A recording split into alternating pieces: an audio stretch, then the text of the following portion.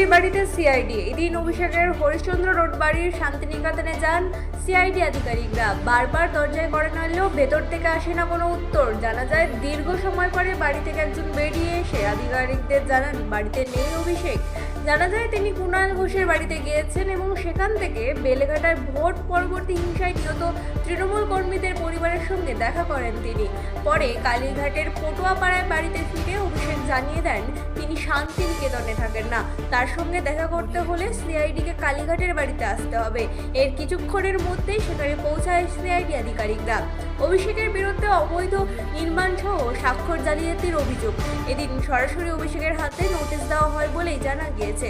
সূত্রের খবর, সোমবার ভবানী ভবনে অভিষেককে তলব করেছে সিআইডি। প্রসঙ্গত এর আগে একাধিকবার অবৈধ বাড়ি নির্মাণের অভিযোগে শান্তিনিকেতনের বাড়ির গেটে নোটিশ দেওয়া হলে তা ছিঁড়ে ফেলার অভিযোগ ওঠে। এছাড়াও বিধানসভায় জালসই এর অভিযোগ উঠেছে অভিষেকের বিরুদ্ধে। যদিও সমস্ত অভিযোগ অস্বীকার করে অভিষেক বন্দ্যোপাধ্যায় বর্তমান সরকার ও প্রশাসনকে চ্যালেঞ্জ ছুড়ে দিয়েছেন। তিনি বলেছেন, ক্ষমতা থাকলে গ্রেপ্তার করুন, আমি মাথা নত করার ছেলে নই, প্রয়োজনে কোর্টে যাব। আপনার বাড়িতে সিআইডি কেন? আপনার বাড়িতে সিআইডি যারা গেছে বলতে পারবে, আমি তো যাইনি। কলকাতা পুরসভা তো নোটিশ দিয়েছে আপনার বাড়িতে। কলকাতা পুরসভা কি কমপ্লিট করতে? অবৈধ বাড়ি বলছে আপনার অবৈধ নির্মাণ। কলকাতা পুরসভাকে জিজ্ঞেস করুন, নোটিশ যারা দিয়েছে আমাদের কর্তব্য যাচাই করে যারা এই খবরগুলো সিলেক্টিভ মিডিয়াতে লিক করছে। একটা নোটিশ লাগিয়ে চলে গেলাম যে এই অংশটা অবৈধ, আমি তো বলতে হবে। আমার কাছে ভিডিও রয়েছে, তারা নোটিশও লিখেছে যে enclose please file brief of deviation. সেখানে আমার ডিভিয়েশনের কোন অংশটায় ডিভিয়েশন রয়েছে, কি ব্রিফ রয়েছে, তার অ্যাটাচমেন্টটা কোথায়, সেটা তো দেয়নি। আমি এ নিয়ে মামলাও করব, আমার অধিকার রয়েছে, বিচার ব্যবস্থার দ্বারস্থ হব এবং যা লিখিতভাবে আমার যা রিপ্লাই ছিল আমি দিয়েছি, জানিয়েছি।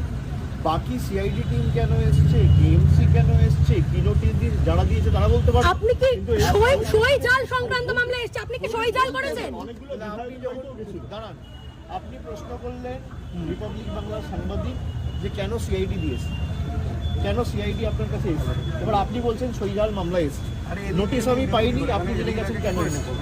তাহলে আপনারা যখন সব কিছু জানেন, সিআইডি যখন বলেই দিচ্ছে তখন আমার তো বলার কিছু নেই। আপনি আমাকে প্রশ্ন করলেন যে কেন সিআইডি আপনার বাড়িতে এসেছে, এবার আপনি আমাকে বলছেন সইজাল মামলাতে এসেছে। তাহলে আপনার বিরুদ্ধে যে অভিযোগ, আমার বিরুদ্ধে যে অভিযোগ, আমাকে নোটিশ দেবে, আমি আইনত লড়াই করব। সিআইডি কি, এদের ইডি সিবিআইয়ের কাছে আমি মাথা নত করিনি। এদের 10 পুরুষও যদি চায় না যে আমাকে সিআইডি দিয়ে, কেএমসি দিয়ে বাড়ি ভেঙে, ঘর ভেঙে, অফিস ভেঙে, আক্রমণ করে, মাথায় আঘাত করে, যা ইচ্ছা এরা চেষ্টা করুক, আমি তোমার ছেলে নই। আপনার দলের বিধায়করা বলছে, আপনার দলের বিধায়করা বলছেন আপনি সই জাল করেছেন। আমি ওখানে আমাদের বেলেঘাটার যে পার্টি অফিস রয়েছে, আমাদের ওখানকার নির্বাচিত যিনি বিধায়ক কুণাল ঘোষের অফিসে আমি দেখা করেছি। আচ্ছা, আমি ওখানেই গেছিলাম, ওখান থেকে এসেছি আমি। ব্যুরো রিপোর্ট, রাত দিন নিউজ নেটওয়ার্ক।